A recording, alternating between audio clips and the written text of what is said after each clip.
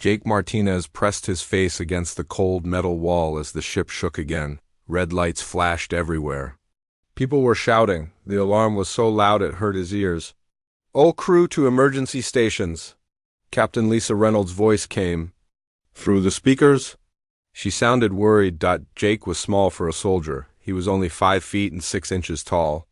Most of the other crew members were much bigger than him. They often forgot he was there. Sometimes they made jokes about his size. Jake tried not to let it bother him, but it did. The ship shook harder this time. Jake fell against the wall. His shoulder hit hard and it hurt. The lights went out for a second, then came back on. Something was very wrong. Jake ran toward his station. The hallways were full of people running. Danny Clark, the chief engineer, ran past him. Danny was huge compared to Jake. He didn't even see Jake there. "What's happening?" Jake asked another crew member. "Engine failure," the man shouted. "Back. We're going down." Jake's heart started beating fast. Going down meant crashing. Crashing meant they might all die. The ship's computer started talking. "Warning, emergency landing in progress. All crew report to crash positions." Jake ran faster. He had to get to his station. But when he got there, his crew leader looked right through him. "Where's Martinez?" the leader asked. "I'm right here," Jake said. The leader looked down. "Oh, there you are. Get to a crash seat, fast." Jake felt his face get hot. Even in an emergency, they barely noticed him. He found an empty crash seat and strapped himself in. The ship was falling toward a planet. Through the small window, Jake could see green and brown colors getting bigger. And bigger. The planet looked like it had thick forests everywhere. No cities, no lights, just wild land as far as he could see. "Hold on!" Someone yelled. The ship hit the ground hard. Jake's whole body was thrown forward against the straps. His head snapped back.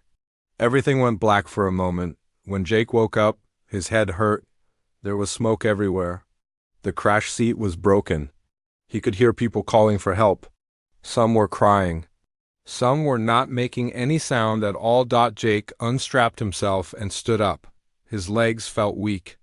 There was a big hole in the wall near him. He could see outside. The ship had broken into pieces when it crashed. His part of the ship was far from the main section. "Hello?" Jake called out. "Anyone here?" No one answered. Jake looked around his section of the ship. There were 3 other people, but they were not moving. Jake checked them. They were all dead. Their necks were broken from the crash. Jake was alone. He looked through the hole in the wall again. Outside was a thick jungle. The trees were huge and very tall. The leaves were dark green and purple. This was not like Earth. The air smelled strange. It was very hot and wet. Jake could hear the main part of the ship in the distance. People were shouting. They were alive. But between Jake and them was thick jungle. It looked dangerous. Jake found his emergency pack. Inside were basic supplies. A small energy weapon, some food bars, water purification tablets, a first aid kit, a small communicator. He tried the communicator, but it was broken. Jake looked at his uniform. It was torn and had blood on it.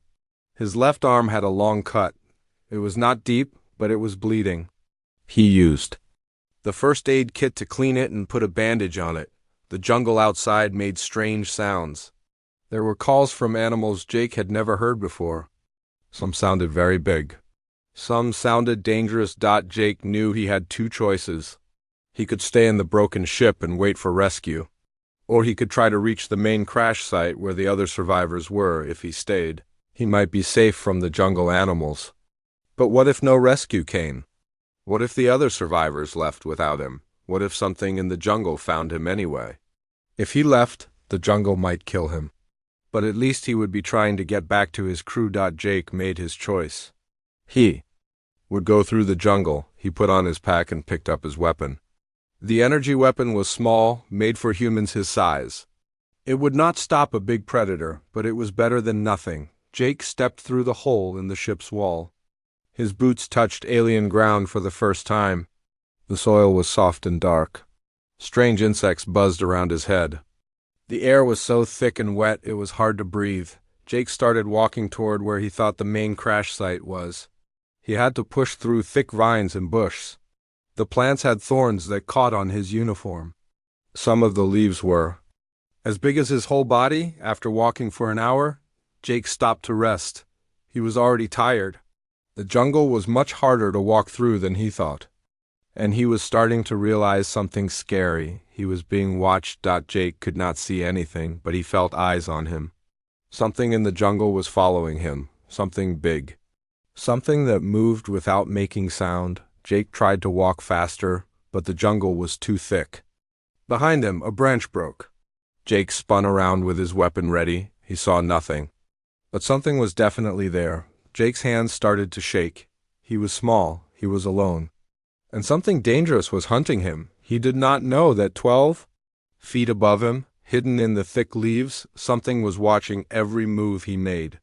Something with claws like knives and eyes like fire. Something that had never seen a creature like Jake before. The hunt had begun. Vexter moved through the trees like smoke. His massive body made no sound as he followed the small creature below. In all his 200 years of hunting, he had never seen anything like this tiny being. The creature was so small, barely as tall as a HFY youngling. Its skin was soft and pale. It had no claws, no fangs, no natural weapons at all.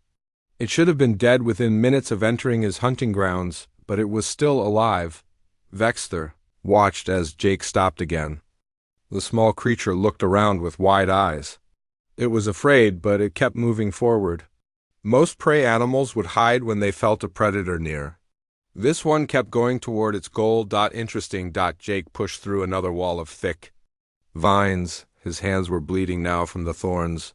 His uniform was torn in many places. Sweat poured down his face in the hot, wet air. But he did not stop. Vexter decided to test this strange creature. He picked up a large rock and threw it to Jake's left. The rock crashed through the bush, making a loud noise. Jake spun toward the sound, his small weapon ready. He stood very still, listening. After a moment, he started moving again, but now he walked more carefully. He checked behind trees before he passed them. He looked up into the branches. Smart, thought Vexter. It learns quickly. For 3 hours, Vexter tested Jake in small ways. He made sounds to the right so Jake would go left. He broke branches to make Jake change direction. Each time, Jake figured out what was happening and adapted. The small creature was getting tired, but it refused to give up. Even when it fell down from exhaustion, it got back up and kept walking. Vexter began to wonder what kind of species this was. In HFY culture, only the strong survived. The weak were killed quickly, without suffering. It was the natural way, but this creature was not strong in body, yet it had something else. Something Vexter had rarely seen. It had the spirit of a warrior. Jake found a small stream and stopped to drink. The water was clear and cold. Jake used his purification tablets to make it safe. As he waited for the tablets to work, he looked around. The jungle was beautiful in a deadly way. Huge flowers grew everywhere, but Jake noticed that dead insects lay around them. The flowers were traps. Vines hung down like ropes, but some of them moved when there was no wind. They were alive and hunting. Everything here was trying to kill everything else. Jake heard a sound behind him. Not like the other sounds his stalker had made. This was different. This was something else. Jake grabbed his weapon and turned around. Coming through the bush was the ugliest animal he had ever seen. It looked like a cross between a bear and a spider. It had 6 legs, each ending in sharp claws. Its mouth was full of teeth like broken glass. It was twice as big as Jake. The beast saw Jake and roared. The sound was so loud it hurt Jake's ears. The creature started running toward him. Jake raised his weapon and fired. The energy blast hit the beast in the chest, but it barely slowed down. Jake fired again and again. The blasts burned the creature's fur, but it kept coming. Jake ran. He jumped over the stream and crashed through the jungle. Behind him, the beast was getting closer. Jake could hear its heavy breathing and the sound of its claws tearing through the plants. Jake saw a tall tree ahead. Without thinking, he ran toward it and started climbing. His small size helped him here. He could grab branches. That would not hold a bigger person. He climbed fast, fear giving him strength. The beast reached the bottom of the tree and tried to follow, but it was too heavy. The branches broke under its weight. It fell back to the ground and roared in anger. It walked around the tree, looking up at Jake with hungry eyes. Jake was safe for now, but he was trapped. High above in another tree. Vexter watched this scene with growing interest. The small creature had shown good judgment. It used its size as an advantage instead of seeing it as weakness. It ran when it could not fight. It found safety where a larger creature could not follow, but now Vexter saw something that made him act. 3 more of the bear spider beasts were coming through the jungle. They had heard the roars of the first one. Soon, Jake would be surrounded by a pack of hungry predators. They would wait at the bottom of the tree until Jake got tired and fell. Then they would tear him apart. Vexter made a decision that surprised even himself. He dropped from his tree, landing silently behind the first beast. Before it knew he was there, Vexter's claws sliced through its neck. The beast fell dead without making a sound. The other 3 beasts arrived and saw their packmate dead. They looked around for the killer. Vexter let them see him. He stood 12 feet tall, his dark fur marked with the scars of 1,000 hunts. His claws were as long as knives. His eyes glowed yellow in the jungle shadows. The beasts knew what he was. They knew they could not win this fight. They ran away into the jungle, leaving their dead packmate behind. Jake watched all of this from his tree, his mouth hung open in shock. The thing that had been following him was a Kethver. Jake had heard stories about them. They were the most dangerous hunters in the galaxy. They were supposed to be myths, like dragons or monsters from old stories, but this one was real. And it had just saved his life. Vexter looked up at Jake in the tree. Their eyes met for the first time. Jake expected to see hunger or anger in those yellow eyes. Instead, he saw something like curiosity. Vexter spoke in the common language that most space travelers knew. His voice was deep and rough like rocks grinding together. "Come down, small one. The beasts are gone." Jake did not move. He was still afraid. "I will not harm you," Vexter said. "Not yet. You have shown me something interesting. I want to see more."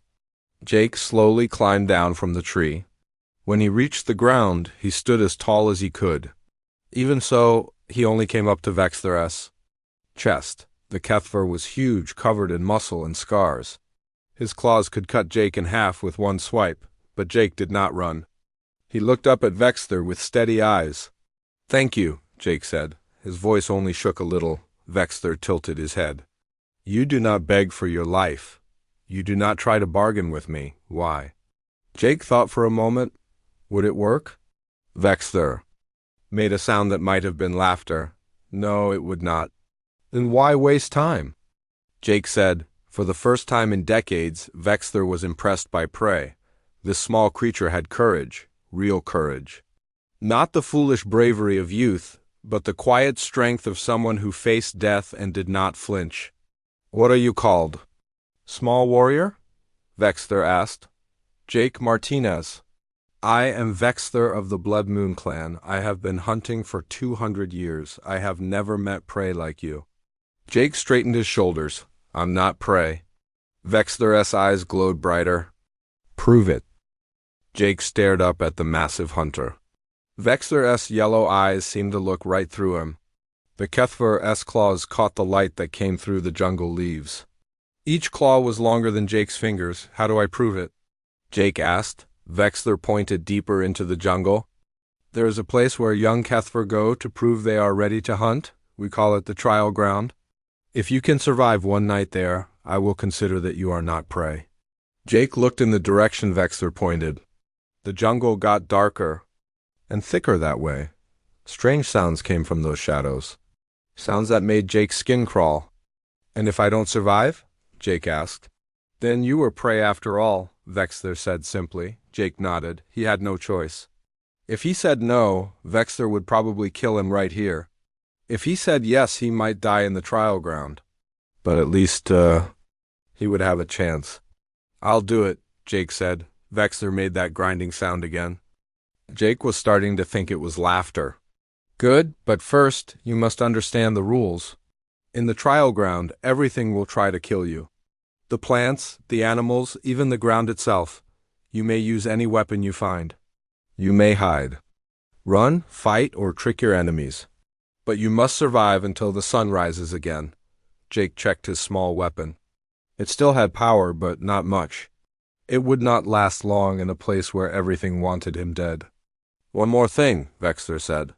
In the trial ground lives something we call the Shadow Walker. It is not like other predators. It hunts for sport, not food. It enjoys making its prey suffer. If the Shadow Walker finds you, death will not come. Quickly, Jake swallowed hard. Has anyone ever survived a night with the Shadow Walker? Young Kethver have, Vexter said. But they are much larger and stronger than you, Jake thought about this. He was small and weak compared to a Kethver, but he was human. Humans had different strengths. They could think in ways other species could not. They could adapt quickly. They never gave up. Let's go, Jake said. Vexter led Jake through the jungle for 2 hours. As they walked, the trees got bigger and the shadows got deeper. The air got colder. Jake noticed that normal jungle sounds were fading away. No birds sang here, no insects buzzed. Even the wind seemed afraid to make noise. They reached a place where the trees formed a perfect circle. Inside the circle, the ground was bare dirt. Strange markings were carved into the trees around the edge. Jake could not read them, but they felt old and dangerous. This is the trial ground, Vexter said. Enter the circle and your test begins.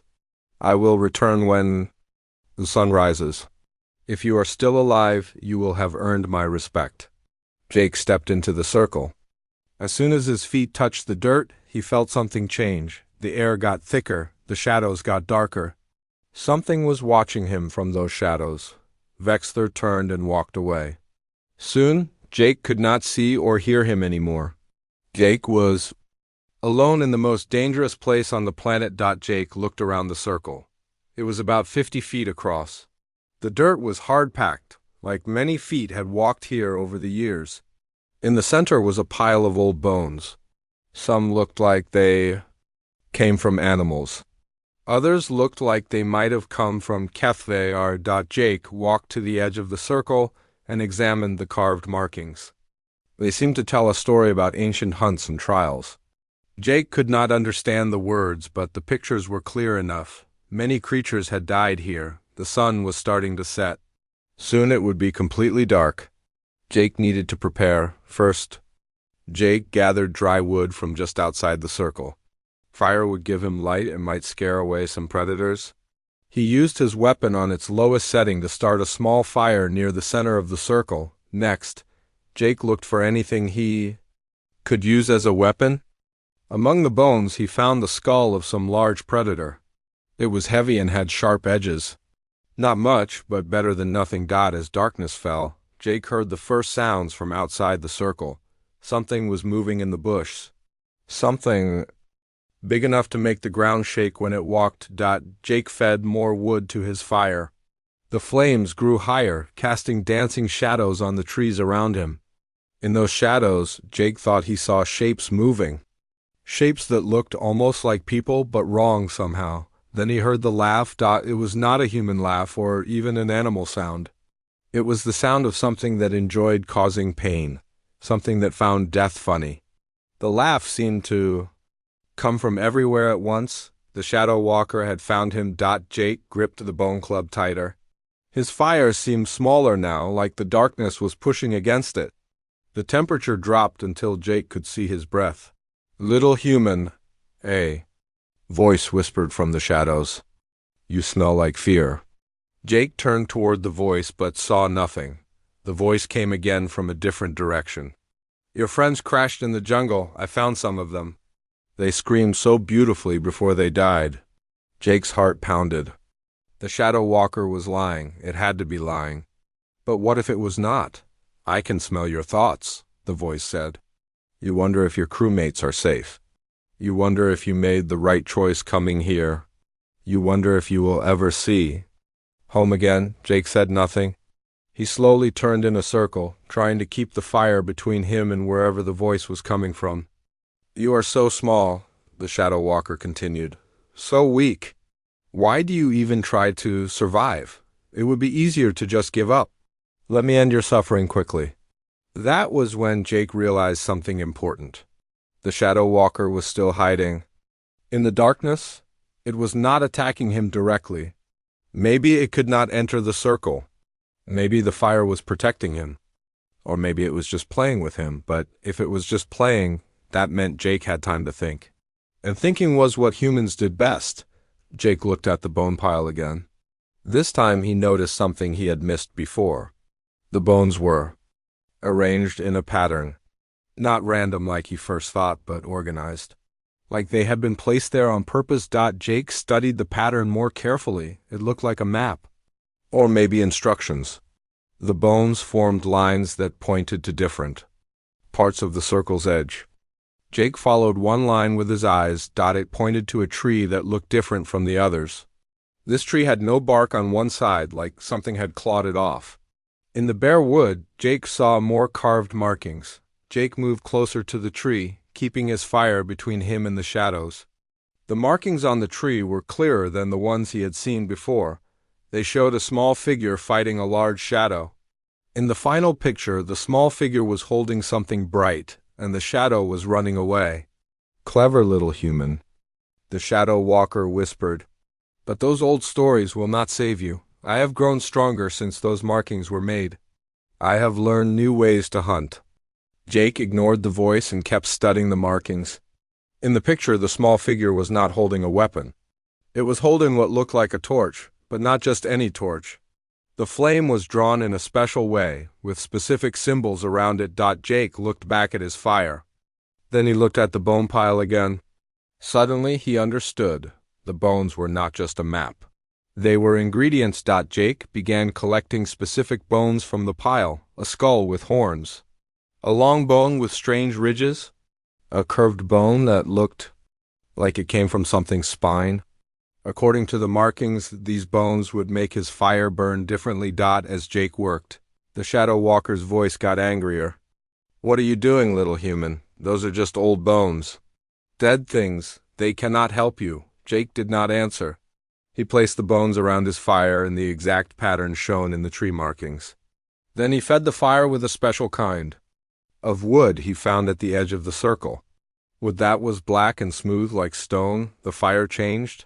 Instead of orange and yellow flames, it now burned white and blue. The light was much brighter and seemed to push the shadows back further. The Shadow Walker screamed in anger. "Impossible! How did you know?" Jake smiled for the first time since entering the circle. "I'm human. We're good at figuring things out." The voice of the Shadow Walker moved away from the circle.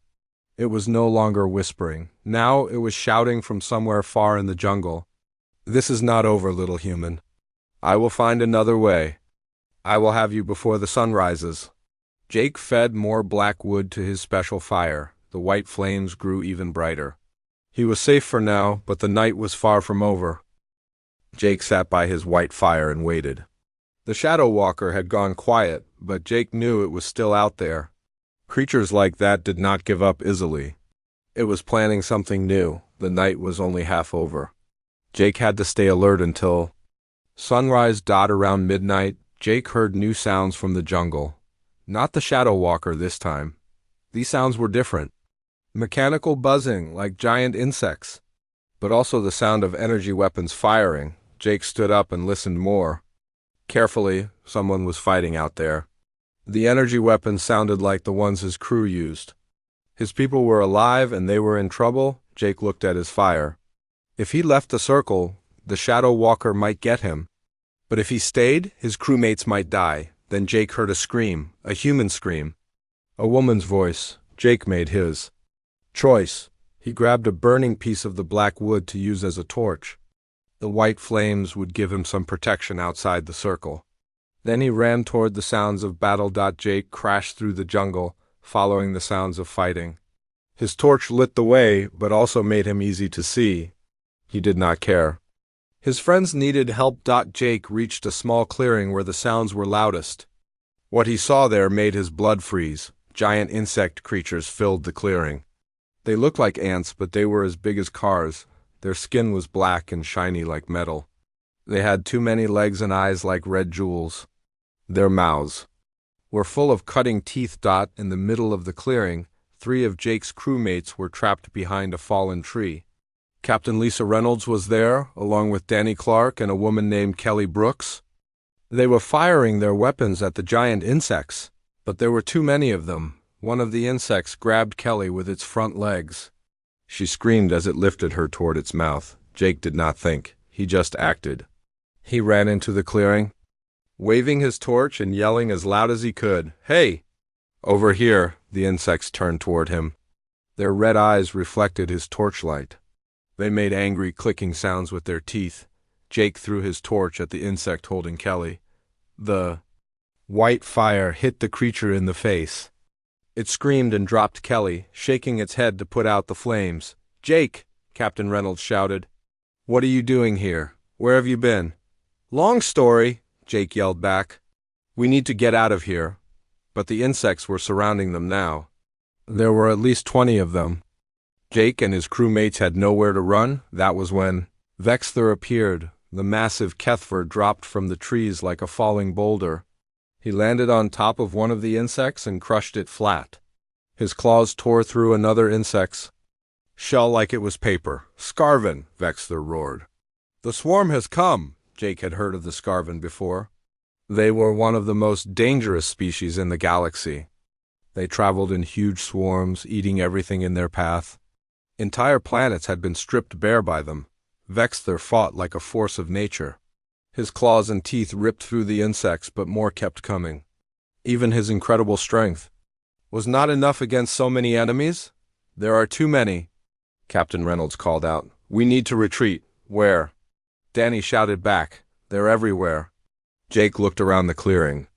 The insects were coming from every direction except one. Behind them was a steep hill covered with loose rocks. It was too steep for the heavy insects to climb, but humans might be able to make it. "Up the hill!" Jake yelled. "Follow me!" Jake ran toward the hill, firing his weapon at any insect that got too close. His crewmates followed him. Vexthor covered their retreat, fighting a running battle against the swarm. Jake reached the bottom of the hill and started climbing. The rocks were loose and sharp, but his small size helped him again. He could find handholds where bigger people could not. Captain Reynolds was having trouble. She was older and not as good a climber as Jake. One of the insects was getting close to her. Jake slid back down the hill. "Danny, help the captain!" Danny grabbed Captain Reynolds and helped her climb faster. Jake pulled out his weapon and fired at the approaching insect. His shot hit it right in the face. The creature fell backward into 2 more insects behind it. Kelly reached the top of the hill first. "Come on, there's a cave up here." Jake looked back at Vexthor. The Kethver was still fighting, but he was bleeding from several wounds. There were just too many insects. "Vexthor!" Jake called. "This way." The massive hunter looked up at Jake on the hill. For a moment, their eyes met. Jake saw something like surprise in those yellow eyes. The small human was trying to save him. Vexthor made his decision. He grabbed one of the dead insects and threw it at the swarm. While they were distracted, he ran toward the hill and started climbing, even wounded. Vexthor climbed faster than any human could. His claws found grip in the rock where human hands would slip. Soon, all 5 of them were at the top of the hill. The cave Kelly had found was small, but deep enough to hide them all. The insects tried to follow them up the hill, but the rocks were too loose. Every time one tried to climb, it would cause a small avalanche that knocked it back down, inside the cave. Jake used his small first aid kit to help treat Vexthor's wounds. The Kethver let him do it without complaint. "These are my crewmates," Jake told Vexthor. "Captain Lisa Reynolds, Danny Clark, and Kelly Brooks." His friends stared at Vexthor with wide eyes. They had never seen a Kethver up close before. "You saved our lives," Captain Reynolds said to Vexthor. "Thank you," Vexthor nodded. Jake Martinez asked for help. "I gave it." Captain Reynolds looked at Jake with new eyes. "Jake asked you? How do you 2 know each other?" Jake told them about his crash, his time in the jungle, and his trial in the circle. When he finished, his crewmates were staring at him like they had never seen him before. "You survived the trial ground?" Danny asked. "By yourself?" "I had help," Jake said, looking at the markings on the cave walls. This cave had been used by HFY before. The walls were covered with hunting stories and maps. Vexler studied Jake's crewmates. "Your species is interesting. You are all weak in body, like Jake, but you fight together, you help each other. This is not common among hunters." "We're not hunters," Captain Reynolds said. "We're explorers. All intelligent life must hunt to survive," Vexler replied. "You hunt for knowledge instead of food, it is still hunting." Outside the cave, the insects were making angry sounds. They had not given up. They were looking for another way to reach their prey. "How many of these things are there?" Kelly asked. Vexler looked grim. "This is just the first wave. The main swarm will arrive soon, millions of them. They will strip this planet bare, then move on to the next one." Captain Reynolds' face went pale. "Our ship is broken. We can't leave." "And my people cannot fight so many Scarven," Vexler added. "We are great hunters, but the swarm does not hunt. It only consumes." Jake looked at his friends, then at Vexler. "What if we work together, humans and HFY?" Vexler tilted his massive head. "Explain." Jake pointed to the markings on the cave wall. "These stories show your people fighting alone, each hunter taking on enemies by themselves. But humans fight differently. We use tactics. We work as a team. We find the enemy's weakness and attack it." "The Scarven have no weakness," Vexler said. "Everything has a weakness," Jake replied. "We just have to find it." Captain Reynolds looked at Jake with respect. "What do you have in mind?" Jake studied the cave markings more carefully. In one of the stories he saw something interesting. A picture of HFY hunters working together to bring down a massive creature. But they were not just fighting it with claws and teeth. They were using the environment against it.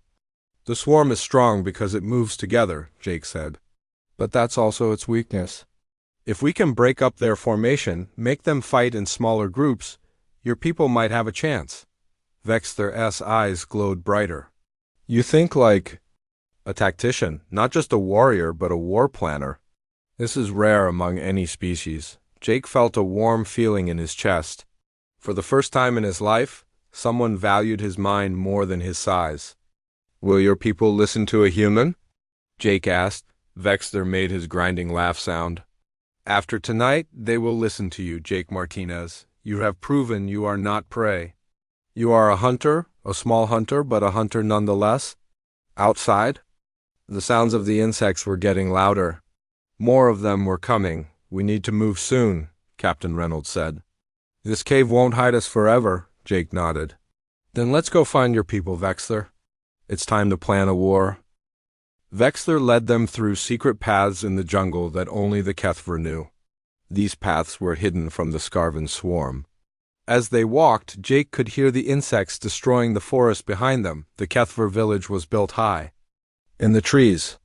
Huge platforms connected the biggest branches, and rope bridges linked tree to tree. Jake had never seen anything like it. It was beautiful and practical at the same time, but when they arrived, Jake saw that the HFY were preparing for war. Warriors sharpened their claws on grinding stones. Others practiced fighting moves. The air was thick with tension and fear. A group of elder HFY approached them.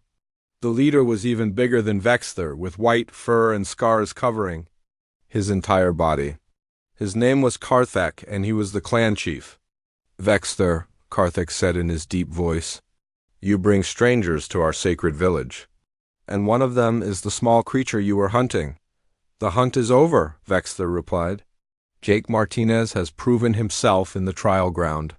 He is no longer prey." The other elders looked at Jake with doubt in their yellow eyes. Jake could understand why. He was so small compared to them. His weapons were tiny. He had no claws or fangs. How can such a weak creature help us against the swarm? Another elder asked. Jake stepped forward. His heart was beating fast, but he kept his voice steady. Because I think differently than you do. That's not an insult to your people. It's just a fact. Different species have different strengths. Jake pointed to Captain Reynolds. My captain is not the strongest human, but she can command a starship through space. That takes a different kind of strength. Then he pointed to Danny. Danny can fix machines that other people can't even understand. That's a different kind of hunting. Finally, he pointed to Kelly. Kelly can solve mathematical problems that would take me days to figure out. She hunts for answers instead of prey. The elders listened, but Jake could see they were not convinced yet. The Scarven are not like normal prey, Jake continued. They don't act like individuals. They think as one mind. To beat them, we need to think differently too. Karthik crossed his massive arms. Show us. Jake walked to a flat area in the center of the village. Using a stick, he drew a map in the dirt.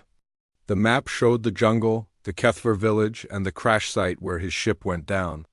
The swarm is coming from here, Jake said, marking a spot on his map. They move in a straight line, eating everything. They expect you to fight them. Head on the way all hunters do. Jake drew arrows showing the swarm's path. But what if we don't fight them where they expect? What if we attack from the sides and behind? Impossible, one elder said. We cannot move fast enough. The swarm covers too much ground. You can't, Jake agreed. But the swarm has to follow the easy paths through the jungle. The wide valleys and cleared areas. If we block those paths, Jake drew more lines on his map. We force them to split. Up, instead of one giant swarm, we create many smaller groups. Groups that your warriors can handle. Vexler studied the map. How do we block their paths? Jake smiled. We use the jungle against them. Captain Reynolds, what do you know about controlled explosions? Captain Reynolds looked at the map and understood immediately. We could bring down trees to block the valleys. Create choke points. And Danny, Jake continued, our ship's engines are broken, but are they completely dead? Danny scratched his head. No, they still have power, but they're too damaged to fly. Ken, you make them overload? Danny's eyes went wide. You want to use our engines as bombs? Big bombs, Jake said. We place them at key points. When the swarm reaches them, we trigger the explosions. The blast will kill hundreds of insects at once. The Kethver elders looked at each other. This kind of planning was new to them. They were used to individual combat, not large-scale warfare. Karthik growled thoughtfully. This plan requires us to work with your people as equals. Yes, Jake said simply. Our warriors are not used to taking orders from prey species. Jake felt anger rise in his chest, but he controlled it. Then don't think of us as prey. Think of us as different kinds of hunters. Vexler stepped forward. I have fought beside Jake Martinez. He saved my life when he could have run away. He risked himself to help his pack members. These are the actions of a true hunter. Karthik stared at Jake for a long moment. Jake stared back, not backing down. Finally, the clan chief nodded. We will try your plan, small hunter. But if it fails, we all die together. If it fails, we die fighting, Jake replied. If we do nothing, we die anyway. The next few hours were the busiest of Jake's life. He worked with the Kethver warriors to set up ambush points throughout the jungle.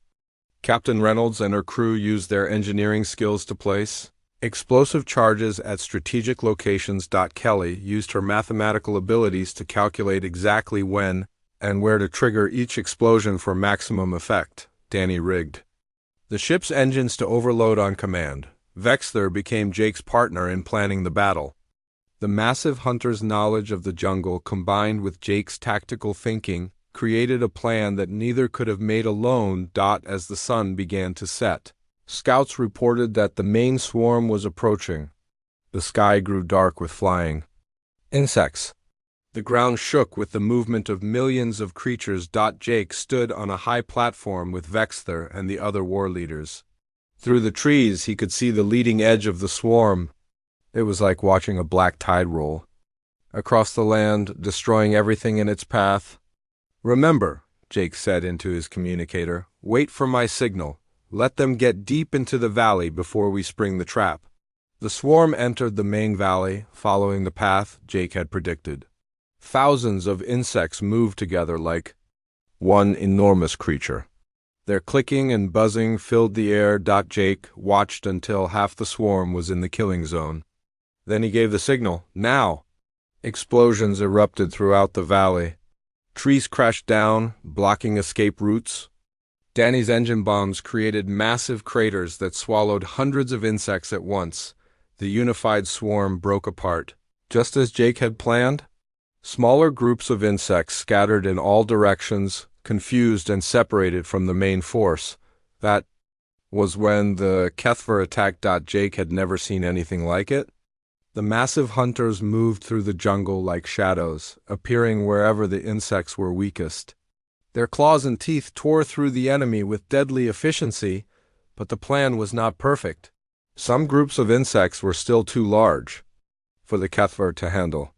Jake saw several warriors in trouble. "Kelly," Jake called out, "trigger the secondary charges in Sector 7. More explosions split the large insect groups into smaller ones.